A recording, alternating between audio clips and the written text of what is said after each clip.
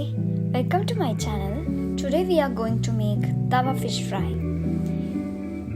In a pan, dry roast the coriander seeds, black pepper and cumin seeds until the coriander seeds turn golden brown and release their aroma. Remove them from the pan and set them aside.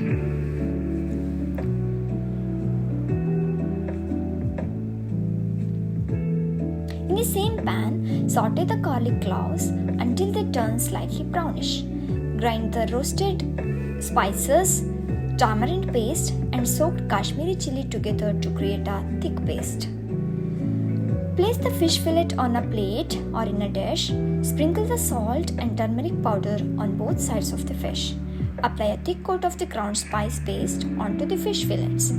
Allow the fish to marinate in the refrigerator for at least 30 minutes to 1 hour. For more intense flavor, marinate overnight. In a pan, heat ghee over medium heat. Place the marinated fish fillet in the hot ghee. Gently shake the pan for the first 4 to 5 seconds to prevent sticking. After a few minutes, carefully flip the fish fillet and fry the other side until they are cooked and have a golden brown crust.